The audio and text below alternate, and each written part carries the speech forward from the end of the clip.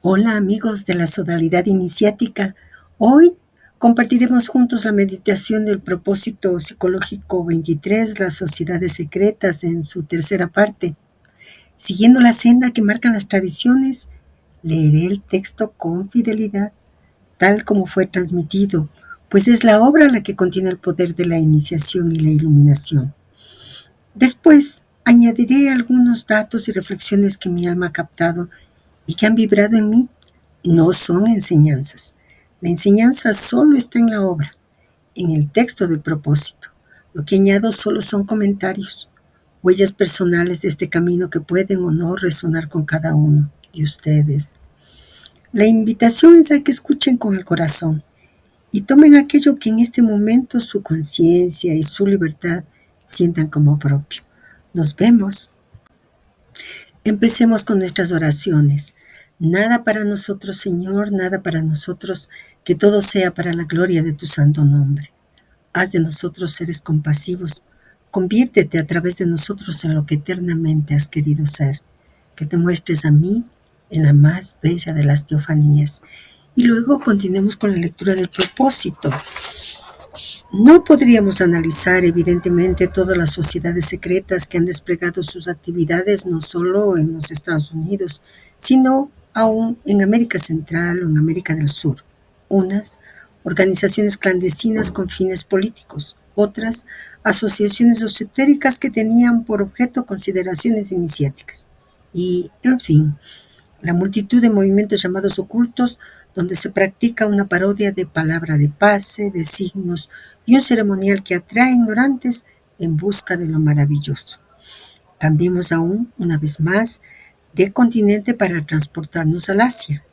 Como lo define también Lucien Foraus Reynaud en su artículo Las sociedades secretas en Oriente, es admitido considerar a la Asia como la patria de las sociedades secretas.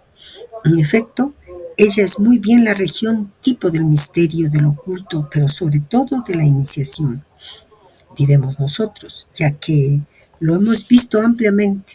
Es allí donde se sitúa verdaderamente la cuna de la civilización espiritual. Algunas de esas sociedades tienen a veces una acción política. Se trata evidentemente de las más inferiores y efímeras, pero no del conjunto de los movimientos que están bien establecidos sobre bases de perfeccionamiento, razón misma de los colegios esotéricos. El autor precitado da a entender que el Asia, o lo que se llama en términos generales el Oriente, no es uno solo. Tenemos en primer lugar el cercano Oriente, que se puede estimar como perteneciente al Islam. Luego el Oriente propiamente dicho, que se resume sobre todo en la India y que, a pesar de los numerosos musulmanes agrupados sucesivamente en Afganistán y Pakistán, permanece esencialmente hinduista. En fin, el Extremo Oriente, que es China, cuyas concepciones reposan en el budismo, siempre en el sentido de la verdad principal. Como lo veremos a continuación, ya sea como ética o como étnica, la colectividad oriental, con sus diversas concepciones, permanece atado a la doctrina esotérica, fuente de todas las enseñanzas. El cristianismo no ha sido citado, ya que permanece en su manifestación únicamente occidental. En cuanto a la religión hebraica, ella se ha convertido en internacional. Así pues, agrupadas alrededor de los diferentes aspectos de una doctrina única, las sociedades secretas asiáticas son todas religiosas e iniciáticas, declara Reynaud. Religiosas no, excepción hecha para el Islam y aún con ciertas reservas. Iniciáticas ciertamente, pero con toda la significación que ello comporta en el verdadero sentido de la palabra. La India, con sus innumerables sectas, discordantes únicamente en su exterior, queda sometida a la autoridad de los Vedas. El conjunto de sus sectas, en un plano superior, se convierte en algo fundido, pero no confundido, según la fórmula sagrada. En efecto, no hay influencia de una religión. Este término no existe en sánscrito.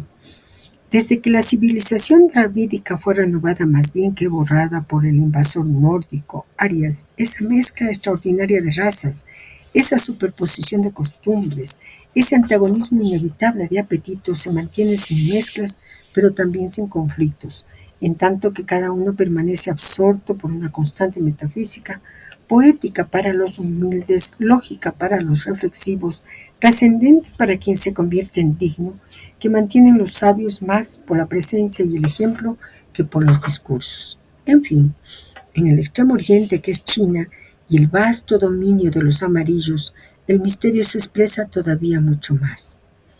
Es preciso concebir primero que en el sexto siglo antes de la era cristiana, Lao Tse y Confucio no constituyeron una forma de religión, sino una rama exotérica de la doctrina esotérica. Una fórmula extremo oriental precisa. El confucianismo desarrolla la aplicación del medio invariable al orden social, mientras que la significación metafísica es dada por el taoísmo.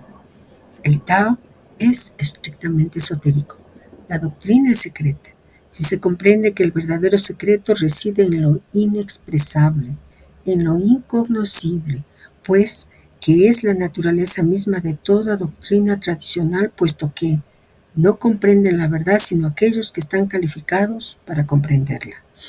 El cercano oriente podría ser calificado de religioso, puesto que el islamismo es una religión constituida por un esoterismo bien conocido y un esoterismo sutil, pero el sufí mantiene como el sentido de identidad suprema aquella especie de unidad y repite con uno de sus maestros: el paraíso es la prisión del sabio, como el mundo es la prisión del creyente.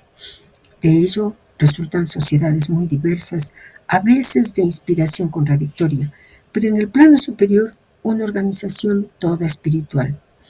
Si bien han existido sociedades de fanáticos, tales sociedades secretas no legislaron y no influyeron ni en los hábitos ni en la jerarquía social que mantienen.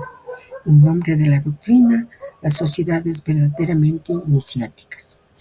En la India, las sociedades secretas son siempre apolíticas. Naturalmente, no se trata de los hindúes musulmanes, quienes a menudo, conservando las características del Islam, se han manifestado como conquistadores. Los hindúes permanecen siempre ligados a su gran principio de no violencia, así como los hindúes budistas. Naturalmente, la acción metafísica influye en casi todas las circunstancias de la vida de los hindúes, ya sean estos vishnuistas, shivaístas, etc. En el Tíbet no hay propiamente hablando sociedades secretas, sino más bien escuelas iniciáticas.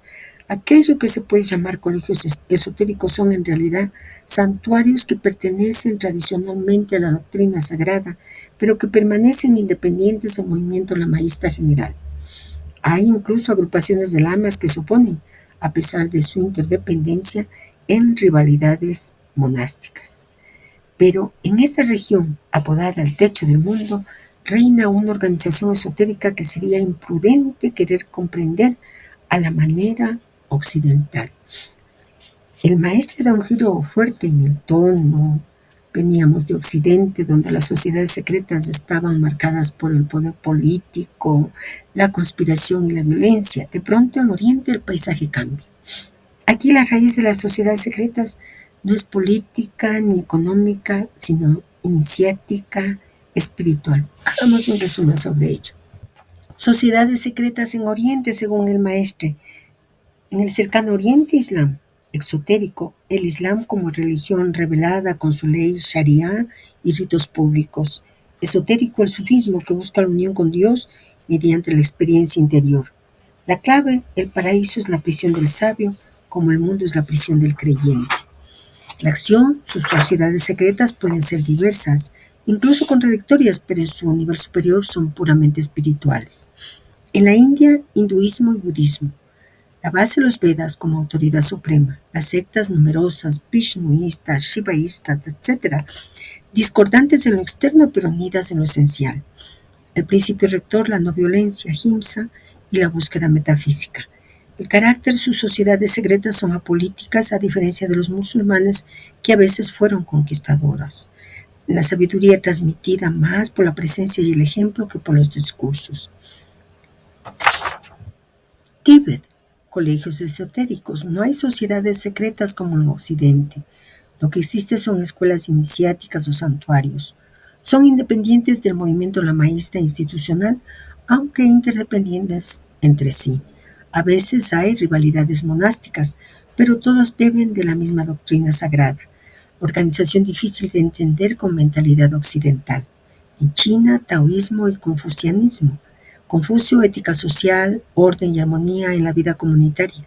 Lao Tse y el taoísmo, camino interior, metafísica, lo inefable. La distinción, confucianismo es la aplicación del medio invariable al orden social. El taoísmo, doctrina esotérica, secreto de lo inexpresable. El principio, no comprenden la verdad sino aquellos que están calificados para comprenderla. Podíamos hacer una síntesis, pero solo inicial, porque lo que el maestro nos está diciendo que en Occidente hay sociedades secretas ligadas a la política, al poder, a la guerra, las conspiraciones. Y en Oriente las sociedades secretas están ligadas a la doctrina esotérica, a la búsqueda de la verdad suprema. Entonces nosotros podríamos encontrar una diferencia clave. En Occidente lo secreto es conspirativo, al menos hasta la época en que el maestro estudia y nos guía en su comprensión. Y en Oriente lo secreto es iniciático, ligado a lo inefable, lo que no puede expresarse. Volvamos a la lectura del propósito. En China, por el contrario, a pesar de la permanencia de la tradición, uno es llevado a ver diversas olas de sociedades secretas, hasta en las sectas religiosas organizadas sobre las bases de asociaciones ocultas. Se ha visto religiones muy modernas organizarse sobre bases de sociedades secretas con símbolos francmasónicos, agrupando en su ritual porciones de budismo, confucianismo y taoísmo, tal como el Daísmo, ese espiritismo vietnamita fundado en 1926. Un grupo de secretarios de la administración que se ocupaba de sesiones de espiritismo en 1925 fue llamado a conocer por voz de su medium el nombre de Cao Dai, el más alto palacio, que sería el nombre que Dios habría escogido para manifestarse al Vietnam. Pu Cheu, muy versado en esos fenómenos, rendía culto a Gautama, el Buda y a Confucio, así como a los espíritus. Se asoció con Le Van Trung, mandarín de Conchinchina, quien igualmente era dado a los fenómenos de mediumnidad. Pu Cheu, que rendía culto al Ser Supremo con el nombre de Cao Tai, se retiró remitiendo sus poderes de jefe de la nueva religión en favor de Le Van Trung, quien se convirtió en el papa del caotaísmo, mientras que en 1925 este vivía aún en Cholán, donde era conocido sobre todo por rendir culto al dinero.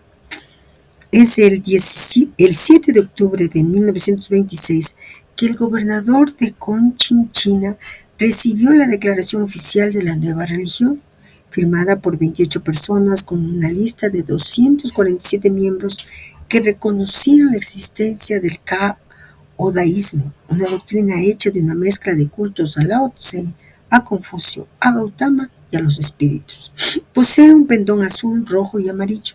Los sacerdotes conservan su vestido del color que simboliza su religión de origen: azul para los taoístas, rojo para los confucianistas y amarillo para los budistas. En los templos, el emblema de la triple alianza de Dios con los seres está representado por Sun Yat-sen, escritor 1868-1925.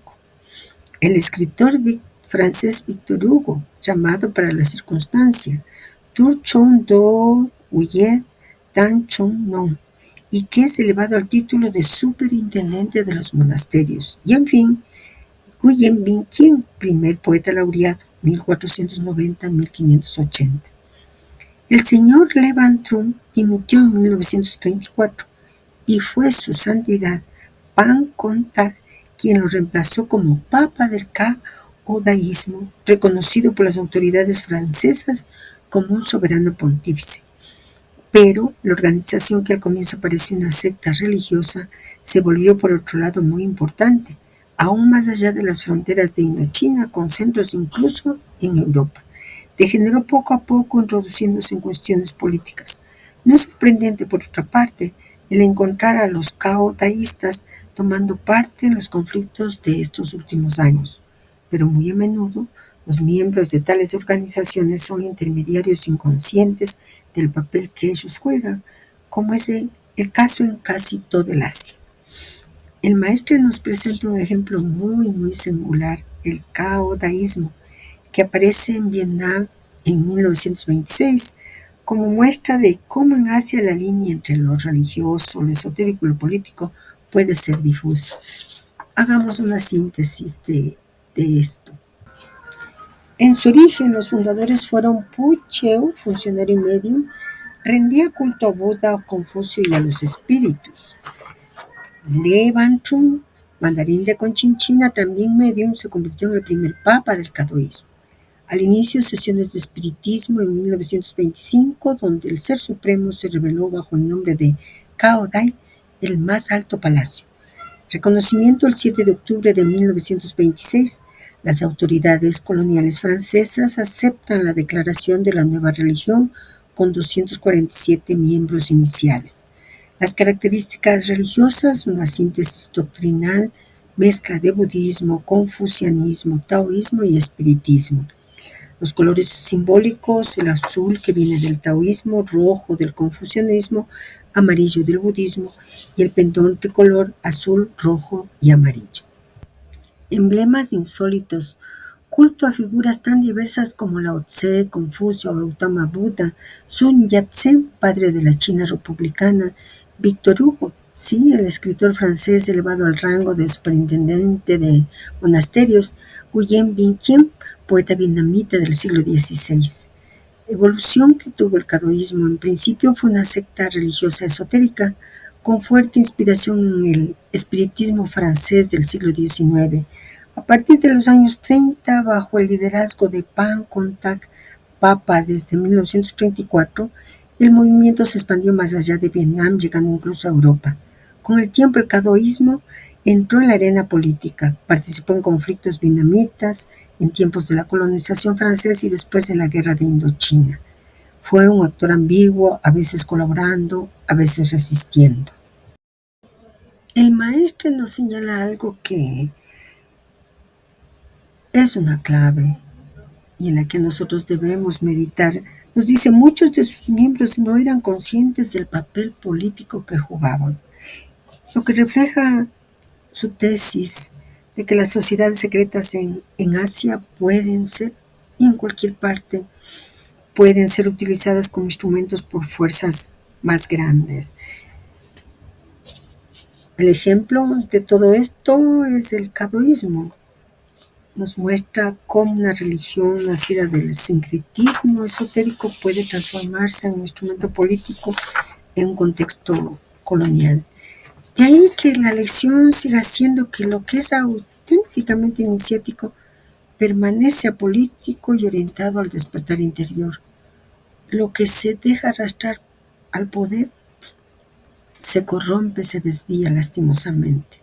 Volvamos al propósito. El ya citado autor de Sociedades Secretas en Oriente escribe muy justamente: es preciso reconocer que las innumerables sociedades secretas chinas que se reconstituyen por todas partes donde la emigración reúne amarillos no cesan de participar en movimientos económicos, pero conforme a consignas anónimas y sin punto de partida reconocido.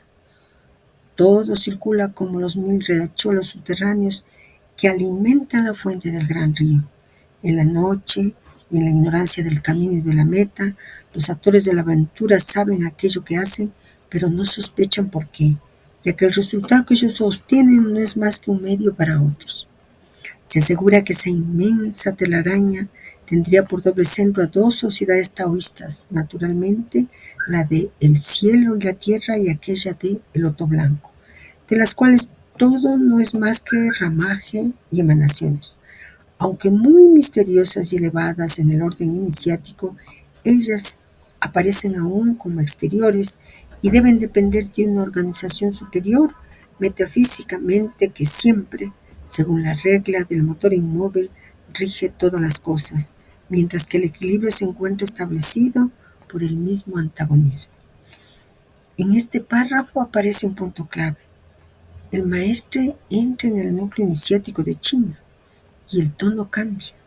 Ya no se trata de movimientos anecdóticos o desviados como en el caodaísmo, sino de las grandes matrices ocultas que organizan el tejido invisible de la vida china. Detengámonos en ello. Las ideas principales del pasaje que plantea el maestre: carácter subterráneo de las sociedades chinas. Funcionan como riachuelos ocultos, nos dice. Los miembros actúan, saben qué hacen, pero ignoran el propósito último. Todo parece responder a consignas invisibles de origen no identificado. La acción es inmediata y consciente, pero el sentido profundo es velado. Dos grandes centros tradicionales: Sociedad del Cielo y la Tierra, Tianyi Hui, nacido en el siglo XVIII, hermandad secreta con base taoísta, ligada a ideales de justicia, fraternidad y a veces revuelta contra poderes opresores. Se le considera raíz de muchas triadas chinas. Sociedad del Loto Blanco, más antigua, siglos XIII y XIV, movimiento milenarista con mezcla de budismo y taoísmo. Se asocia a rebeliones populares, pero con trasfondo iniciático de pureza, regeneración y retorno a la Edad de Oro. Para el maestre, todo el resto de sociedades secretas chinas no son más que ramas de estas dos corrientes primordiales. Principio superior metafísico. Incluso estas grandes sociedades, cielo y tierra, loto blanco, son vistas como emanaciones externas. Detrás de ellas habría una organización esotérica superior regida por el principio del motor inmóvil. Claves para la interpretación. El maestre muestra que en China lo secreto no es solamente social o político, sino que está enraizado en la cosmología, el taoísmo, el equilibrio de los contrarios, la acción invisible del Tao. Los miembros actúan en movimientos visibles, económicos, sociales e incluso revolucionarios, pero sin comprender que forman parte de una estrategia cósmica mayor. Esto encarna la diferencia con Occidente. Allí, las sociedades secretas buscan conscientemente poder o revolución. En China, en cambio, los hombres creen actuar libremente, pero son canalizados por un orden superior como riachuelos hacia el gran río. El maestro nos dice: aunque muy misteriosas y elevadas en el orden iniciático, ellas aparecen aún como exteriores y deben depender de una organización superior metafísicamente que siempre, según la regla del motor inmóvil, rige todas las cosas, mientras que el equilibrio se encuentra establecido por el mismo antagonismo. Este planteamiento es clave. Eso de motor inmóvil se relaciona con lo que René Guénon plantea en su libro El Rey del Mundo, retomando el planteamiento de Aristóteles, y que nosotros lo vimos en el propósito 22, cuando queríamos meditar sobre los tres reyes magos. ¿Recuerdan? Bueno, veamos el contexto del motor inmóvil en Aristóteles. Aristóteles, en su obra Metafísica, introduce el concepto del motor inmóvil, que es la causa primera de todo el movimiento en el universo. Sus puntos claves son: todo movimiento, cambio, acción, devenir, requiere de una causa. Esta cadena de causas no puede retroceder infinitamente. Debe haber un principio inicial que mueve, pero no es movido por nada más. Ese principio es puro acto, sin potencialidad, lo que lo hace eterno, inmutable y trascendente. Aristóteles también lo relaciona con el concepto de perfección absoluta. Es un principio que atrae todo hacia sí, pero no se mezcla con lo creado. En otras palabras, el motor inmóvil es la causa metafísica primera, que establece el orden cósmico sin intervenir directamente en lo material. René Guénon retoma esta idea dentro del marco de la tradición esotérica. Para Guénon, el motor inmóvil representa la jerarquía espiritual suprema, la causa de todo orden en el mundo, tanto visible como invisible. Es el principio central de toda verdadera tradición, alrededor del cual se organiza lo esotérico. Según Guénon, las sociedades iniciáticas, escuelas esotéricas o ciertas sociedades secretas no pueden romper la regla del motor inmóvil. Deben depender de un principio superior, aunque su actividad sea temporal o fragmentaria. Esto conecta directamente con la noción de reino espiritual que guía, aún de manera invisible, los procesos humanos y cósmicos. Bueno, cuando el maestro afirma deben depender de una organización superior metafísicamente que siempre, según la regla del motor inmóvil, rige todas las cosas, mientras que el equilibrio se encuentra establecido por el mismo antagonismo. Está subrayando varias ideas importantes. La existencia de un orden superior, las sociedades secretas, aunque parecen dispersas o externas, exteriores, no actúan al azar, su coherencia y finalidad depende de un principio trascendente. El motor inmóvil como ley metafísica, esa organización superior, entre comillas, metafísica, el maestro señala que es el motor inmóvil, la causa primera que asegura que todo proceso iniciático y espiritual se mantenga dentro del orden universal. Y el equilibrio por antagonismo, ya en la manifestación, la armonía no significa uniformidad. La ley universal permite el juego de puestos, de manera que el conflicto y la diversidad son parte de ese equilibrio cósmico. En síntesis, el maestro nos muestra que incluso en el mundo externo de sociedades secretas o movimientos iniciáticos, la dinámica refleja un principio trascendente, como si estuviera conectado con una inteligencia superior que guía discretamente el curso de los acontecimientos. Con lo que nos dice que no, recordando a Aristóteles y lo que el maestro señala, nosotros podemos darnos cuenta que el motor inmóvil nos lleva a ese principio inteligente pero inconsciente que se hace consciente en nosotros los seres humanos. Y tal vez ese es el propósito de todo lo que nos ha venido entregando el maestro, hacernos comprender, aceptar que somos nosotros los que podemos llevar a la manifestación la luz de ese principio trascendente o desviarlo. El motor inmóvil como la causa primera no es algo separado de nosotros, sino que su inteligencia latente se revela en quien buscamos la vía del conocimiento y la transformación interior. En un esquema visual sencillo, veamos cómo se refleja esa cadena de correspondencias, mostrando cómo el principio inteligente puede manifestarse desde lo trascendente hasta nuestra responsabilidad consciente.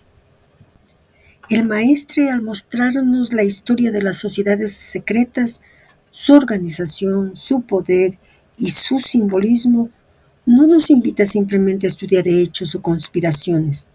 Nos está señalando un reflejo del principio superior en el mundo manifestado. Cada movimiento, cada ritual, cada jerarquía oculta es como un espejo. Nos permite ver la dinámica de lo trascendente y cómo puede manifestarse en lo concreto. La verdadera enseñanza no es la historia en sí, sino comprender que somos nosotros los que podemos encarnar y expresar la luz de ese principio trascendente en nuestra vida, en nuestras decisiones, en nuestro crecimiento interior.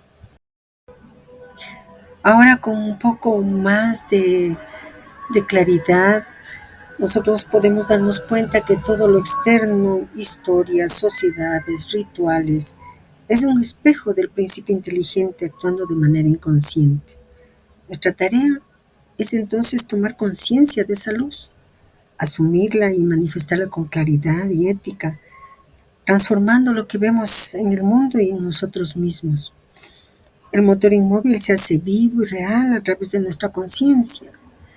Nos han dicho que se inició la era de Acuario.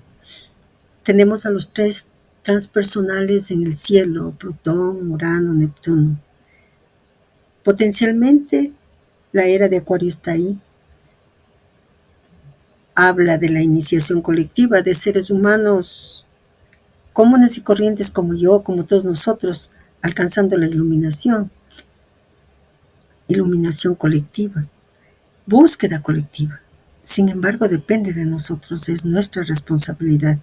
Y tal vez ese es el mensaje que el maestro nos está planteando ahora. Volvamos, regresemos al propósito psicológico. Ciertas sectas religiosas se fundan después de haber sido asociaciones llamadas de carácter iniciático. Otras degeneran para reducirse a pequeños grupos ocultos. El barón Ramsay, escocés converso, inauguró en París en 1728 la fundación de una sociedad secreta llamada Rito del Templo. Era un lazo entre la francmasonería y los templarios. Ramsay había imaginado un testamento del venerable Jacques de Molay, último gran maestro de la célebre caballería del templo, y ese documento habría sido transmitido de mano en mano por los discípulos. Los partidarios de Ramsay organizaron enseguida la iglesia johanita. Desgraciadamente, después de haber confundido los términos de San Juan, ellos cometieron el mismo error que la iglesia de Roma, y sobre esas bases dudosas constituyeron ese movimiento que se hizo conocer bajo el nombre de johanitas. Los jefes fueron, primeramente, Arnal, cura de Pontoise, cerca de París, después Le Cossey, Plouet, Guillermo Maubiel y Fabre Palaprat. En 1897 la organización se transformó. Tenía entonces dos obispos, Clemente en 1911 y Bretón en 1908. En fin, fue Monseñor Juan Bricau, bajo el nombre de Juan II, quien quedó hasta esos últimos años como el patriarca general. El barón Ramsay compuso su organización en 4 sistemas. El capítulo de Clermont en 1754 en París, dirigido por Benneville y transportado a Berlín por Printzen, se esparció enseguida por Rosa. La estricta observancia, vulgarizada en Alemania del Norte por el barón Hund. El clericato de Stark era una mezcla de filosofía hermética y símbolos fantásticos. El sistema sueco, dirigido por von Sinedorf, organizado como los templarios, el rito fue adoptado por la Gran Logia de Berlín. El fundador de ese rito del templo hizo de sus francmasones los caballeros de San Juan de Jerusalén. Enseguida ellos confundieron caballeros de San Juan con discípulos de San Juan y supieron que los antiguos templarios provenían de San Juan el Evangelista.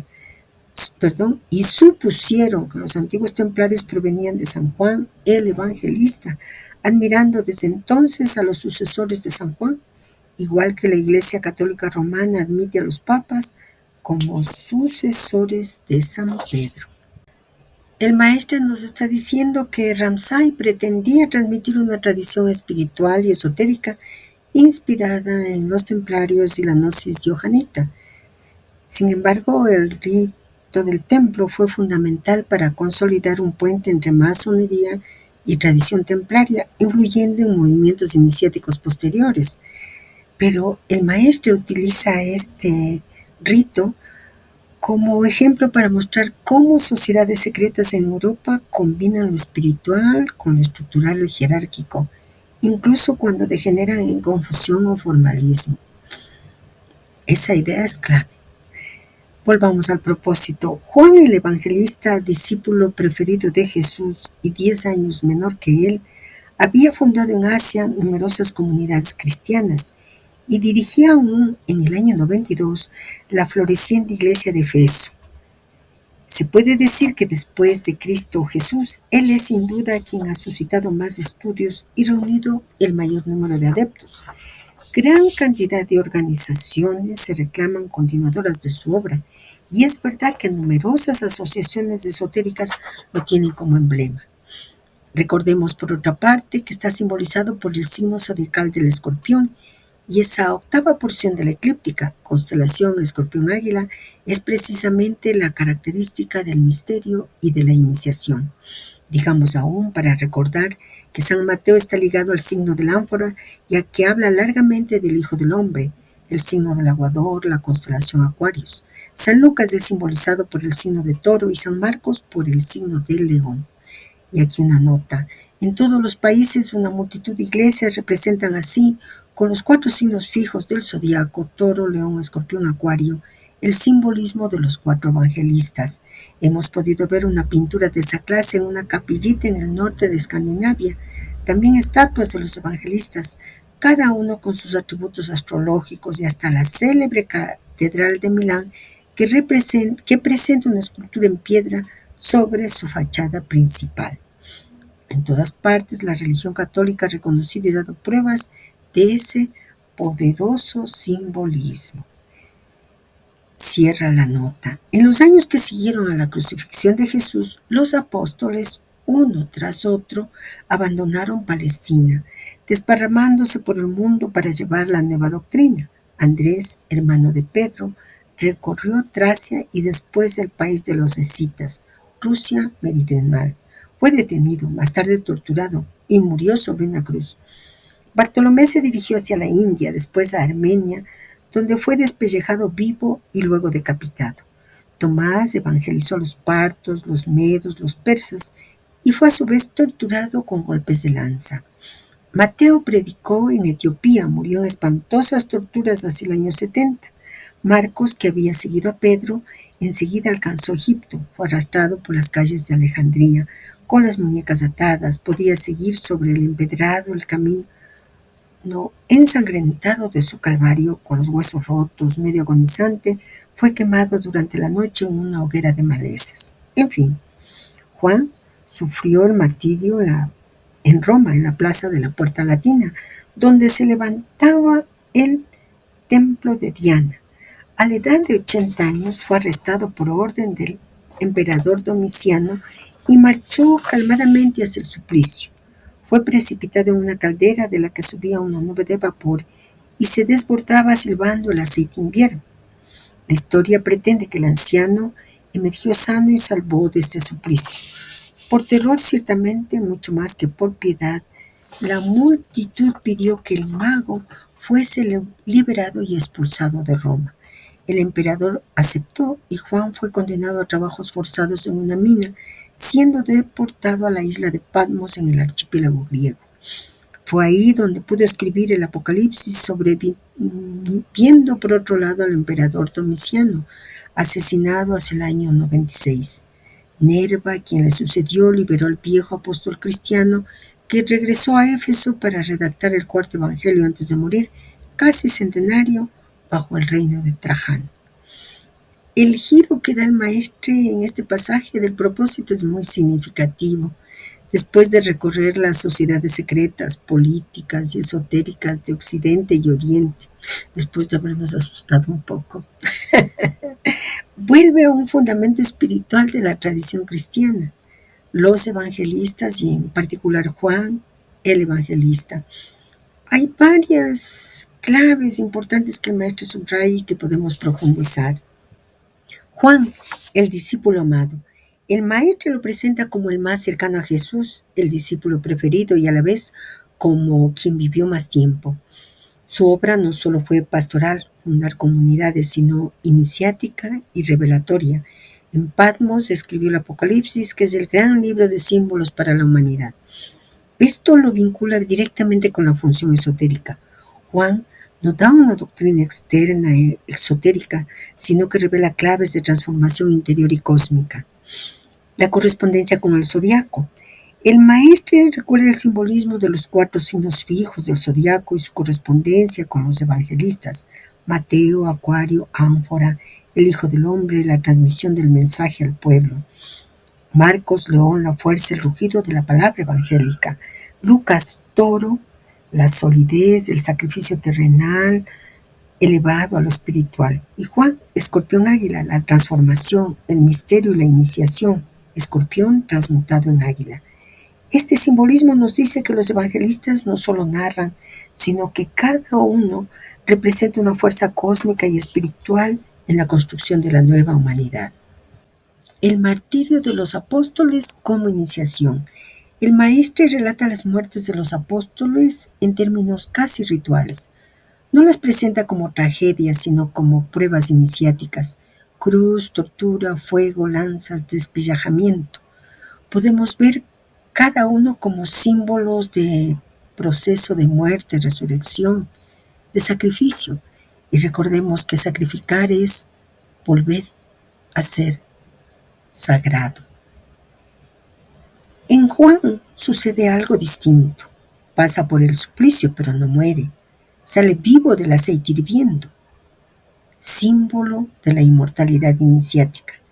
Es desterrado a Patmos, lugar de retiro, de revelación. Redacta el Apocalipsis, culminación de la gnosis cristiana. Podemos decir entonces que Juan representa la victoria sobre la muerte y el acceso a la visión espiritual suprema. ¿Cuál es el propósito del maestre en esta parte del propósito psicológico? Después de analizar sociedades secretas cargadas de intrigas, conspiraciones y poder, ¿qué nos muestra el maestro? ¿Cuál es su intención? Parece ser que es reorientarnos hacia la verdadera sociedad secreta, la que se funda en el Cristo, aquella que, como Juan, transmite el misterio de la transformación interior.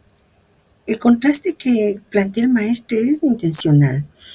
Las sociedades humanas, igual poder temporal, a veces degenerado.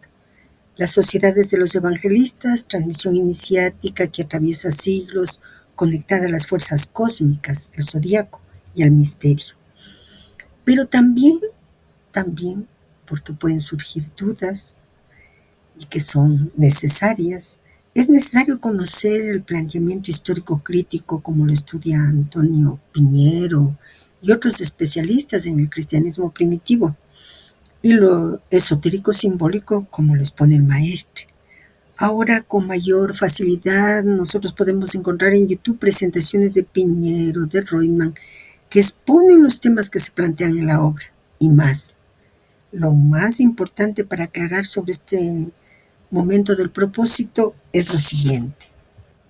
El Apocalipsis y Juan, tradición eclesiástica antigua, Irineo, siglo II, atribuyó el Apocalipsis al apóstol Juan, el discípulo amado.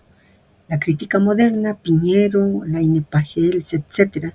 El Apocalipsis está escrito en un griego muy tosco, distinto al del Evangelio de Juan, que es más elaborado y teológico. Probablemente el Apocalipsis fue escrito por un profeta judeo-cristiano llamado Juan, pero no necesariamente el apóstol. El contexto: persecuciones bajo Domiciano, años 90. El libro es una profecía apocalíptica judía reinterpretada en clave cristiana. Los 4 evangelios: Marcos, el más antiguo, más o menos 70 después de Cristo, sencillo, directo, Jesús como el Mesías sufriente. Mateo, escrito para judíos, más o menos entre 80 y 90, presenta a Jesús como nuevo Moisés. Lucas, escrito para gentiles en el 85-90, resalta la misericordia, lo universal. Juan, el último, años 95 a 100, con un lenguaje profundamente teológico y simbólico. Aquí aparece claramente el logos. En el principio era el verbo. Esto es lo que señala Piñero y subraya. Los sinópticos, Mateo, Marcos, Lucas, son históricos narrativos. Juan es teológico místico, menos interés en hechos concretos, más en presentar a Cristo como revelación de Dios. Que non aporta en esta visión que nos señala el maestro en símbolos fundamentales. Nosotros podemos leerle a Guénon, que nos dice que los evangelios deben considerarse como correspondiente a 4 puntos de vista, cuya reunión es necesaria para la expresión íntegra del verbo, el verbo con mayúscula. El maestro, por tanto, no entra en la crítica histórica, sino que asume la tradición. Juan Evangelista es el autor del Evangelio más el Apocalipsis, pero su interés no es la autoría, sino el simbolismo iniciático. Juan, signo, escorpión, águila, misterio, transformación. Apocalipsis, revelación velada de los procesos cósmicos y de la iniciación. El Evangelio de Juan, teología de logos, la palabra como puente entre el principio eterno y el ser humano consciente. En otras palabras, para la historia el autor del Apocalipsis no es el mismo del Evangelio de Juan. Para la vía esotérica, ambos textos representan 2 etapas de una misma iniciación. El Evangelio, la revelación del Logos encarnado. El Apocalipsis, la revelación del Logos cósmico al final de los tiempos. Continuemos con la lectura del propósito. El incendio de Roma en el año 64, imputado por Nerón a los cristianos, dio la señal a 2 siglos y medio de persecuciones, y se puede decir que la nueva secta religiosa primeramente se organizó un poco como una sociedad secreta, y que a continuación varios grupos permanecieron todavía en actividad como asociaciones ocultas. El escritor italiano Luigi Caviccioli, en un artículo muy bello, 250 años de persecuciones, da numerosos detalles sobre la vida de los primeros cristianos. En sus textos basados en hechos históricos escribe: Marco Aurelio muere en el año 180 y es su hijo Comodo quien le sucede. El nuevo emperador se reveló megalómano y sanguinario, pero paradójicamente, bajo el imperio de su favorita Marcia, criatura si no conversa, al menos amiga de los cristianos, él no los persiguió. Pagando con su vida sus innumerables maldades, Cómodo pereció envenenado en el 192. El imperio cayó entonces en la anarquía, y emperadores fantoches que disputaron el poder durante algunos años hasta el advenimiento de Septimio Severo, nadie pensaba ya en los cristianos y un periodo de relativo respiro se abriría para ellos. Del 192 al 284, 28 emperadores, de los cuales 22 debían perecer de muerte violenta, habían de sucederse a la cabeza del imperio. Periodos de paz alternaron así con llamaradas de persecución. Los cristianos aprovecharon esos respiros para cerrar sus filas, se organizaron y consolidaron los fundamentos de su iglesia. Ellos organizaron sus cementerios en necrópolis y el Papa Seferino, 199-217, pudo incluso nombrar al diácono Calixto administrador de las sepulturas. Él fue el gran organizador de las catacumbas, convertidas bajo su impulso en un inmenso laberinto, dispuesto y decorado no solamente para servir como campo de reposo, sino aún como sitio de sacramento, donde se desarrollaba el rito. En fin, ellas se tornaron verdaderamente en el retiro inviolable donde podían ocultarse aquellos que eran buscados. El celo de Calixto le valió el ser escogido papa en el 217, pero fue linchado en el 222 y su martirio fue la señal de nuevas persecuciones. El maestre, al citar a Caviccioli, pone el acento en cómo la iglesia cristiana primitiva vivió casi como una sociedad secreta dentro del Imperio Romano, clandestina, perseguida, con signos y lugares ocultos, las catacumbas, como las organizaciones iniciáticas de Oriente y Occidente. Ahora bien, desde la perspectiva del Imperio Romano, las persecuciones tuvieron causas muy concretas, políticas, religiosas y sociales, más que puramente espirituales. Esas causas las podemos sintetizar en un cuadrito para darnos mayor claridad. En el cuadro vamos a poder ver en 3 columnas el factor romano, la descripción y la consecuencia en los cristianos. La política, culto al emperador. El emperador era considerado un ser divino. Rechazar sacrificar en su honor se veía como traición política. Los cristianos fueron acusados de ateos y enemigos del Estado. La religión cívica. Roma estaba organizada en torno a la paz con los dioses. Si una comunidad rechazaba rendir culto público, se creía que traía desgracias. Los cristianos eran vistos como amenaza al orden cósmico social. Secreto y clandestinidad. Sus reuniones nocturnas en casas privadas y catacumbas generaban sospechas de ritos oscuros o conspiraciones. Se difundieron rumores de canibalismo, malinterpretación de la Eucaristía o incesto, el beso de paz. En lo social, separación radical. Los cristianos no participaban en fiestas públicas, juegos o sacrificios.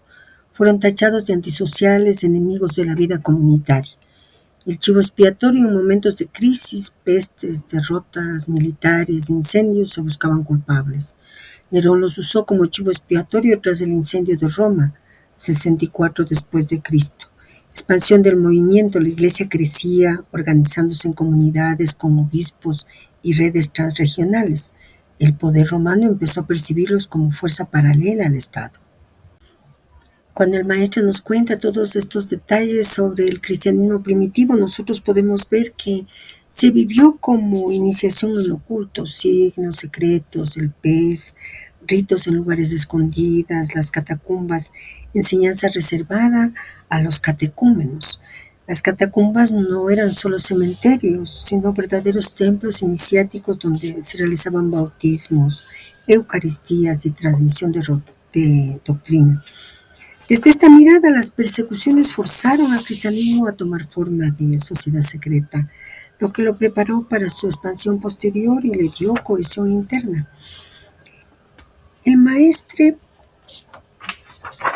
en síntesis, nos dice que para Roma los cristianos eran rebeldes políticos y religiosos que atentaban contra la unidad del imperio. Para los cristianos ese mismo rechazo era una prueba iniciática que los fortalecía como comunidad de la luz. Volvamos a la lectura del propósito. Por contragolpe, el cristianismo tuvo su periodo de herejía con el montanismo. Un fanático llamado Montanus, con dos sacerdotisas histéricas, predicó a los cristianos la provocación y la violencia y terminó por levantar un ejército de visionarios que derrumbaron los ídolos y las estatuas. Esto desencadenó entre los paganos una ola de odio y provocó nuevas persecuciones. El emperador Decius, que murió después de 3 años de reinado, emprendió una persecución metódica contra los cristianos y hubo entonces numerosos mártires, entre ellos el Papa Fabiano, asesinado el 20 de enero del 250. El sucesor de Decius fue Valeriano, quien conservó el poder hasta el 260, pero ya en el 257 los cristianos fueron atacados.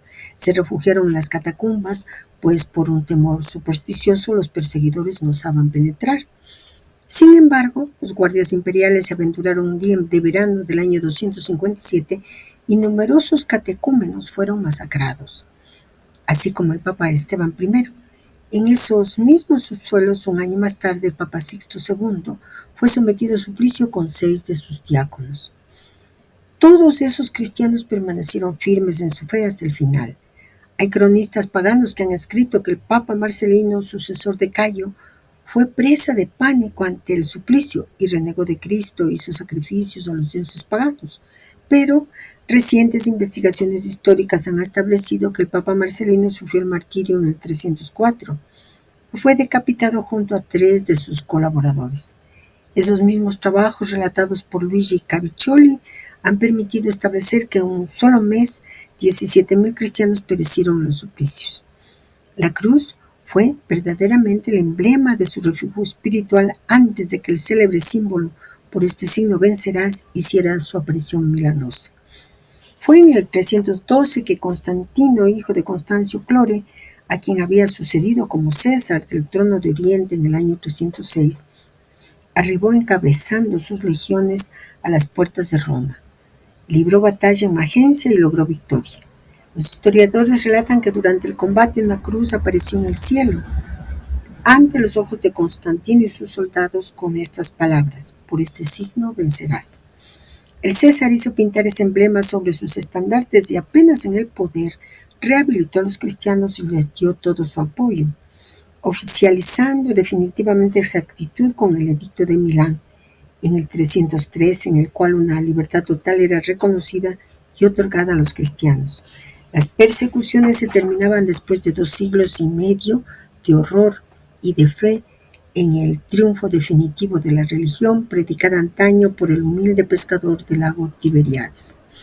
Las reuniones secretas no tenían más razón de ser y las tumbas de los cristianos iban a poder ser abiertas al aire libre, a vista y conocimiento de todo el mundo. Las catacumbas ya no fueron más que el testimonio único de la primera organización cristiana.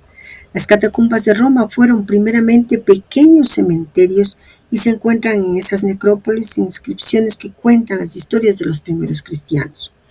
Se necesitaban sitios para sepultura al abrigo de profanaciones paganas, pero además las catacumbas eran refugios seguros.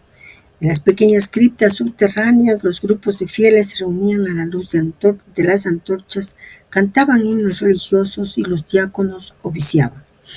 El conjunto de las catacumbas romanas extiende su encabestrada red sobre 150 kilómetros. La de Domitila tiene 12 kilómetros de largo, las de Calixto 10 kilómetros, etc. Ese inextricable laberinto ofrecía abrigos casi inviolables para los cristianos perseguidos. El maestre nos hace recorrer el arco completo del cristianismo primitivo, desde la clandestinidad y las persecuciones hasta la oficialización bajo Constantino. En este pasaje se cruzan 3 planos que vale la pena distinguir. El plano histórico, montanismo siglo II, movimiento rigorista y apocalíptico nacido en Frigia, que generó tensiones internas en la Iglesia. Sus profecías, lideradas por Montano y dos mujeres profetisas, Priscila y Maximila, fueron vistas como extremistas. Persecuciones bajo Decio y Valeriano, mediados del siglo III. Los emperadores buscaban restaurar la unidad del imperio, exigiendo sacrificios a los dioses. Negarse implicaba ser ejecutado. Mártires, entre ellos papas como Fabiano, Esteban I y Sixto II. Diocleciano y la gran persecución, 303-311, la más brutal de todas, que incluyó destrucción de iglesias y ejecución masiva de cristianos. Constantino y el Edicto de Milán, 313, giro total, de secta perseguida a religión tolerada y luego favorecida por el imperio. El plano simbólico esotérico, como lo lee el maestre. Las catacumbas no solo cementerios, sino verdaderos templos iniciáticos, equivalentes a los santuarios subterráneos de las antiguas tradiciones.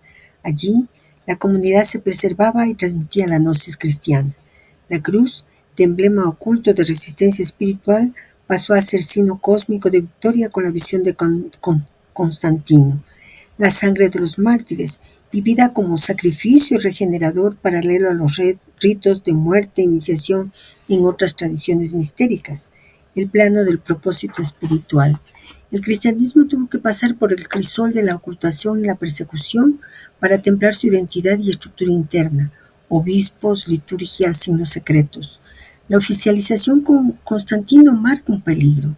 Al salir de los secretos se gana seguridad, pero se corre el riesgo de diluir el espíritu iniciático en lo político. El maestre parece sugerir que el verdadero cristianismo estaba en las catacumbas, silencioso, esotérico, fiel a la gnosis interior antes de ser institucionalizado. En síntesis, nosotros podríamos decir que el relato que presenta el maestre no es solo histórico, sino paradigmático. Muestra el tránsito de toda tradición espiritual. Nace en secreto, en lo oculto, es probado en la persecución, que lo purifica. Se oficializa y gana poder, pero corre el riesgo de perder el contacto con lo trascendente. Volvamos a la lectura de nuestro propósito. Es preciso reconocer que los primeros cristianos se han mostrado muy nobles y que es raro ver ejemplos de algunos que habrían negado sus concepciones de la nueva religión. Ante todas las persecuciones, su fe era más fuerte. Mas, mucho más tarde, durante el curso de los siglos, las persecuciones se renovaron y, lo que es peor, los papeles se invirtieron. No solamente los cristianos infligieron suplicios a quienes no querían unirse a su causa, sino que hasta en el mismo seno de la cristiandad se ha podido ver luchas sangrientas. El proceso de los templarios es ciertamente el ejemplo más ilustrativo. Verdaderos cristianos, los caballeros del templo fueron sin embargo condenados por el Papa Clemente V, que quería complacer a su protector Felipe el Hermoso. La Orden del Templo, valiente milicia monástica, enseñaba la fraternidad universal e intentaba, sin ningún prejuicio, el acercamiento de todas las concepciones, esas ideas demasiado grandes, y el secreto de los capítulos fueron las primeras razones de los ataques contra la célebre caballería. Uno se pregunta hasta qué punto los cristianos, los templarios, han podido reiterar las cláusulas de su organización. Es cierto que bajo el efecto de la tortura, algunos han podido hacer ciertas revelaciones, pero sabiendo la suerte que les estaba reservada. Ellos habrían confesado, sin duda, no importa qué. El caballero Aymery de Villers-le-Duc, templario de la diócesis de Langres, perteneció a la orden durante 28 años. Torturado por el inquisidor Guillermo de Marcelli y Hugues de Celle, perdió el control en el tribunal y declaró que después de todas las torturas que había sufrido, no quería recibir más la cuestión. Dijo estar dispuesto a confesar todo lo que se quisiera y agregó aún: confesaré que he matado al mismo Dios si lo queréis. Ya Guy Fawkes, papa de 1265 a 1268, bajo el nombre de Clemente IV, era enemigo del movimiento fraternal entre religión y raza y se ingeniaba para obstaculizar todas las tentativas de universalizar los principios humanos. Fue él quien desde los comienzos de su papado quiso la ruina de los templarios. Bertrand Dugot, convertido en papa bajo el nombre de Clemente V, gracias al apoyo del rey de Francia, Felipe IV, apodado Felipe el Hermoso, ejecutó de 1305 a 1314 las mismas ideas de su predecesor y abolió la Orden del Templo. Arzobispo de Burdeos primeramente, él transportó la Santa Sede a Aviñón en Francia. Estando aún en eso, con esa doble soberanía papal, ocurrió otra división importante en el seno de la cristiandad. Después de la muerte de Gregorio XI en 1378, un cardenal italiano fue elegido papa bajo el nombre de Urbano VI. En esa época, los cardenales franceses desde Clemente V permanecían en Aviñón, en el sur de Francia. No quisieron reconocer la elección del sucesor de Gregorio XI, quien en 1377 había regresado al Vaticano en Roma. Otro papa fue elegido entonces en Francia bajo el nombre de Clemente VII y ese fue el Gran Cisma. El maestre hace un giro histórico y espiritual muy significativo. Muestra cómo la iglesia, que nació perseguida, con mártires, que sostuvieron su fe hasta la muerte, terminó siglos después repitiendo el mismo patrón de violencia, esta vez desde el poder. ¿Qué muestra el maestro en esta parte del propósito? La transformación de la Iglesia de Roma de una comunidad de fieles perseguidos a una institución de poder universal, que tuvo consecuencias profundas. Recordemos cómo se desarrolló esto históricamente. Ya lo hemos visto en algunos propósitos anteriores, la cisma de Oriente y Occidente, 1054. La Iglesia cristiana estaba dividida en dos grandes tradiciones, Occidente, Roma, y Oriente, Constantinopla. Las diferencias teológicas, el uso del filóquo en el credo, autoridad del Papa versus autoridad del Patriarca de Constantinopla, diferencias culturales, la lengua, latín versus griego, liturgia y costumbres. Y el hecho clave fue que en el 1054 el Papa León IX y el Patriarca Miguel I Cerulario se excomulgan mutuamente. Este acto formaliza el cisma, creando la Iglesia Católica Romana y la Iglesia Ortodoxa. Y las consecuencias fueron la separación definitiva de las jerarquías eclesiásticas. Occidente, liderado por Roma, empezó a concentrar poder no solo espiritual, sino temporal, involucrándose en política, guerras y control de reyes. Y en Oriente mantiene un modelo más descentralizado, con mayor influencia del patriarca sobre sus comunidades, pero menos control directo en lo político.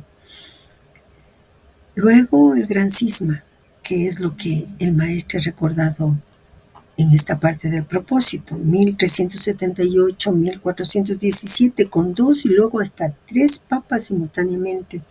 La cristiandad muestra de forma visible su fractura y su pérdida de unidad espiritual. La pregunta que nos hacemos es: ¿a dónde conduce todo esto? Al conocimiento de la tragedia de la historia religiosa. Los sistemas espirituales que nacen para liberar al hombre terminan muchas veces presos de estructuras de poder que repiten las mismas cadenas.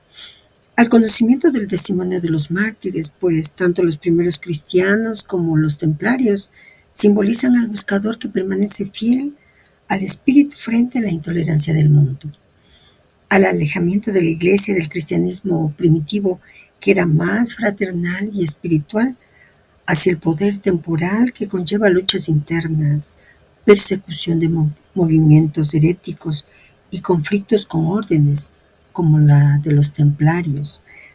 Y a esa visión paradojal, lo que nació para difundir la verdad, se convierte en instrumento de control, repitiendo dinámicas de opresión que antes sufrían los cristianos. Ciertamente que es un adecuado propósito, pero en términos más profundos, el maestro parece sugerir que el drama de la iglesia es también el drama de nuestra alma. Cuando la verdad interior, la fe viva, se convierte en dogma externo, puede volverse arma de división. Lo que nació como llama de búsqueda de la verdad, del principio superior, se congela muchas veces en la comodidad de la verdad parcial. Y eso nos llama a reflexión, nos llama a estar siempre atentos en este peregrinaje de nuestra vía espiritual a lo largo de nuestra vida.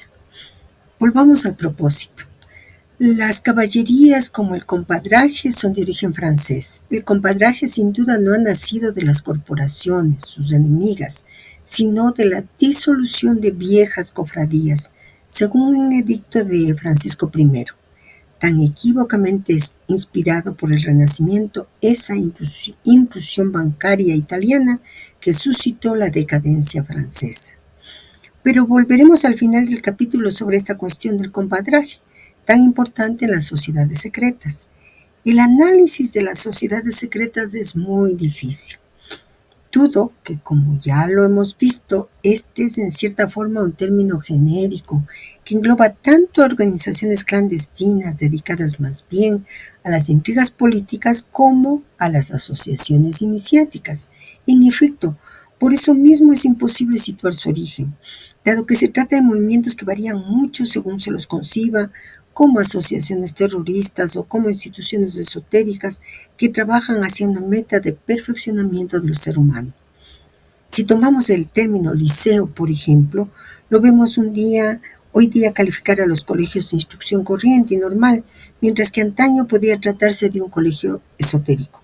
Parece ser que la palabra viene del liceum, que era el nombre de la escuela fundada en Atenas por Aristóteles, después de la muerte de Platón, su maestro.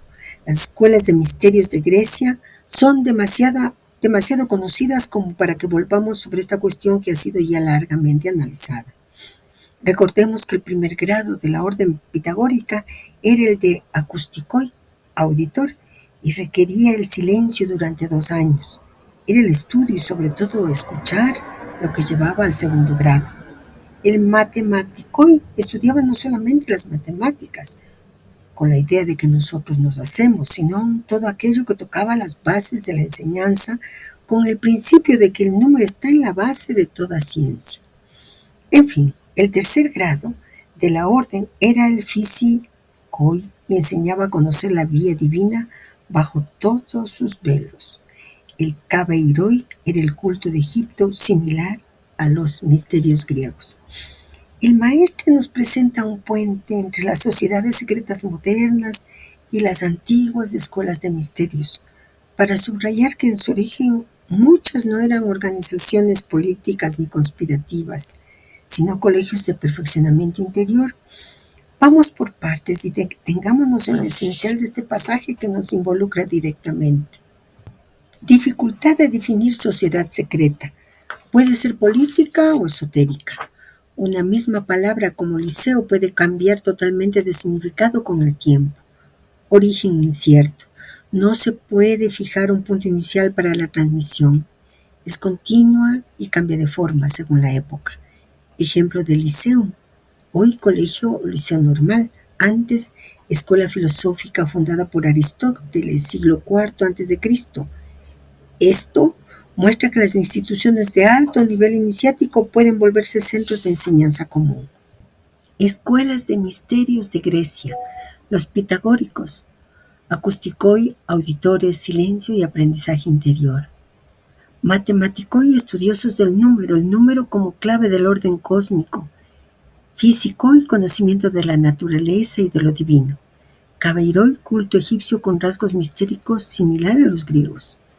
El sentido profundo, silencio, estudio y purificación.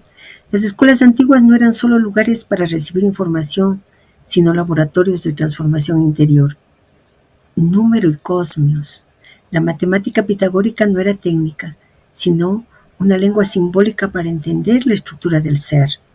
Escalonamiento de grados, aprendizaje progresivo, escuchar y callar, a comprender y actuar. El maestro nos sugiere que las sociedades secretas auténticas son herederas de estas escuelas iniciáticas. No son para conspirar, sino para modelar al ser humano. El secreto no es para ocultar poder, sino para proteger lo sagrado hasta que el discípulo esté preparado. Y bueno, nos recuerda lo que nos pidieron En los primeros propósitos, convertirnos en acústicón, ¿se estará refiriendo a nosotros?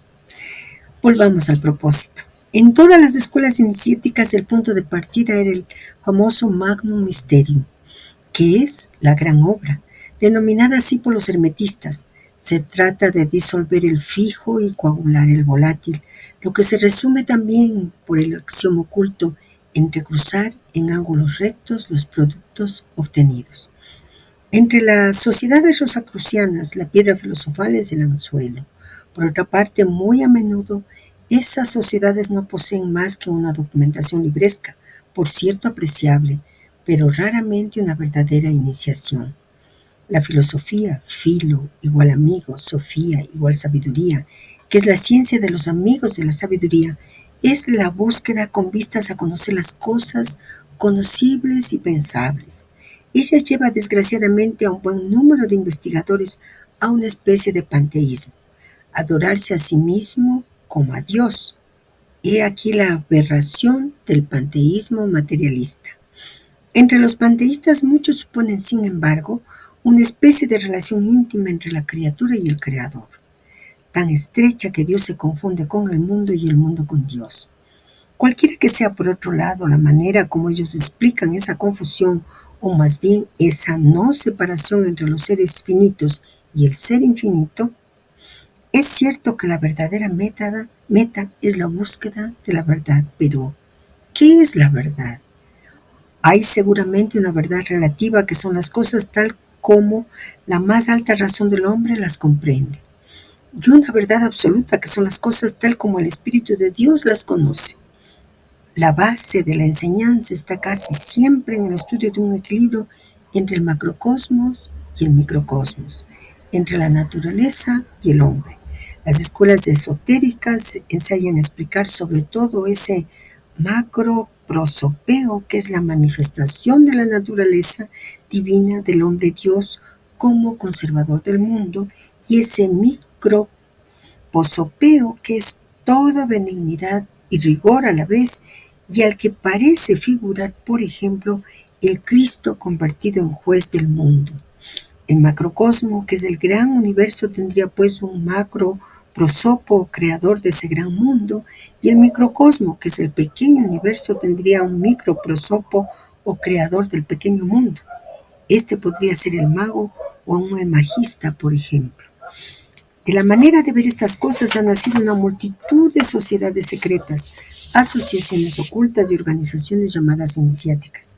Los movimientos Rosacruz son numerosos y existe una gran cantidad de sociedades de libres pensadores. Bueno, el maestre nos permite entrar en el núcleo simbólico operativo de las escuelas iniciáticas, la gran obra y el equilibrio macrocosmos-microcósmico. Microcosmos. Vamos a desglosarlo paso a paso para que podamos meditar con claridad. El Magnum Mysterium o gran obra. Origen es un término hermético alquímico heredado del Egipto greco-romano y del esoterismo medieval. La meta profunda, transformar la materia prima del ser humano en un estado de perfección. La fórmula simbólica, solve, coagula. Disolver lo fijo, romper nuestras cristalizaciones mentales, hábitos, ego rígido, coagular lo volátil, encarnar los estados espirituales que suelen ser sutiles en la vida concreta, hacerlos realidad, realizarlos. Entrecruzar en ángulos rectos los productos obtenidos, unir opuestos en equilibrio, arriba, abajo, masculino, femenino, espíritu, materia. Idea clave es un proceso de integración, no de evasión. Macrocosmo y microcosmo.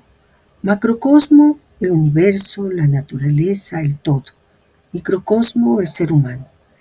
Cada escuela iniciática enseña que el hombre refleja en pequeño las leyes del cosmos. Conocer uno es conocer el otro. Como es arriba, es abajo. El maestro alude a dos figuras cabalísticas. Macroprosopo, el rostro mayor, el aspecto creador y expansivo del universo, Keter en la Kabbalah. Microprosopo, el rostro menor, el aspecto manifestado en el hombre, las sefirot centrales, especialmente Tiferet. Cristo juez como microprosopo encarna benignidad y rigor, mostrando la síntesis de los opuestos. Filosofía versus panteísmo. El maestro advierte que filosofar sin iniciación puede llevar al panteísmo materialista, confundir al creador con la creación y quedarse ahí. La verdad relativa, lo que la razón humana capta. La verdad absoluta, lo que conoce la mente divina. Las escuelas iniciáticas enseñan a vivenciar ambas, a realizar la verdad en niveles. Los rosacruces y la piedra filosofal. Piedra filosofal, símbolo de la perfección interior, la conciencia transformada. En muchas órdenes modernas queda solo como símbolo literario o ritual, anzuelo, pero el trabajo real interior es escaso. Hay un mensaje hermoso en esta parte del propósito. El maestro nos dice que la auténtica sociedad secreta es nuestra propia conciencia. La obra es interna, no externa. El secreto es ese estado interior que se alcanza, no la pertenencia a un grupo. El equilibrio macrocosmos, microcosmos es la meta real del discipulado. Antes de continuar con la lectura del propósito, meditemos sobre esa frase que el maestro señala como un axioma oculto. Es decir, como él mismo dice, un punto de partida para deducir otras verdades o teoremas. Entrecruzar en ángulos rectos los productos obtenidos. Esta es una de las fórmulas tradicionales del lenguaje alquímico y hermético. Ellos utilizaron la geometría como lenguaje simbólico para expresar procesos internos. Por eso vamos a desglosarlo. Origen del símbolo, alquimia medieval y renacentista. En los tratados herméticos aparece la idea de cruzar los principios opuestos para obtener el equilibrio. En el hermetismo egipcio y griego, la cruz en ángulo recto, no la cruz oblicua, representa estabilidad y orden, es la base del cuadrado y del templo. En la masonería, hereda la escuadra y el compás como símbolos de rectitud y medida. El ángulo recto 90 grados era visto como el punto de perfecta tensión y equilibrio entre dos direcciones opuestas, ni más cerrado, sumisión, ni más abierto, dispersión. La interpretación alquímica de disolver y coagular, el axioma clave solve et coagula, se traducía gráficamente en una línea vertical igual espíritu, cielo, energía ascendente. Una línea horizontal igual materia, tierra, energía expandida. El cruce en 90 grados, nacimiento de un nuevo estado, el hijo de ambos principios. Así, surge la cruz que en casi todas las tradiciones es símbolo de encarnación del espíritu en la materia. Cuando el maestro nos dice entrecruzar en ángulos rectos los productos obtenidos, está sugiriendo arriba, abajo, cielo y tierra, interior y exterior, alma y cuerpo, activo y pasivo, masculino y femenino, volátil fijo, espíritu y materia. Al entrecruzar, ninguno domina al otro. Se establece un punto medio de equilibrio dinámico y ahí es donde opera la gran obra. Ángulo recto igual a rectitud y construcción. En geometría sagrada y masonería, el ángulo recto construye el cuadrado base del templo. Trabajar escuadra, actuar con rectitud moral. El cuadrado representa lo estable, el círculo o compás lo eterno. Su combinación crea la manifestación ordenada. El nacimiento de un tercer estado, no materia sola ni espíritu puro, sino conciencia encarnada, lo que en alquimia es la piedra filosofal interna. Aquello de entrecruzar en ángulos rectos nos permite ingresar a una manera de visualizar una línea vertical descendiendo luz del espíritu. Una línea horizontal extendiéndose mundo de la materia. En el punto de cruce está nuestra conciencia. Desde ese centro podemos integrar y armonizar los polos de nuestra vida. Acción, recepción, pensar, sentir, hacer, ser. René Guénon, nuestro querido amigo René Guénon, usa muy a menudo la imagen de dos ángulos rectos entrecruzados para ilustrar la unión de dos órdenes. Vertical, principio, espíritu, cielo, lo no manifestado. Horizontal, manifestación, materia, tierra, mundo condicionado. Cuando estos dos ejes se encuentran en 90 grados, producen la cruz y el centro. Ese centro es el punto inmóvil, que no nos dice que es símbolo del ser universal, lo inmutable, del cual todo emana. La cruz entonces no es solo un símbolo cristiano. Para Guénon es un símbolo metafísico universal, presente en tradiciones muy diversas. En su libro El símbolo de la cruz, publicado en 1931, Guénon nos explica elementos muy importantes y trascendentales. El eje vertical es la dirección ascendente-descendente, espiritualización y materialización. El eje horizontal es la extensión de la manifestación. El centro, donde se cruzan, es el punto sin dimensión, la morada del ser o motor inmóvil aristotélico.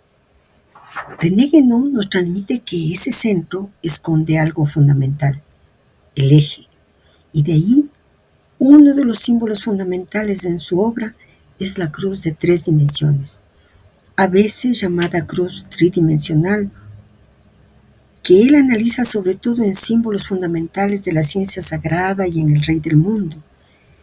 Desglosarlo para nosotros es esencial.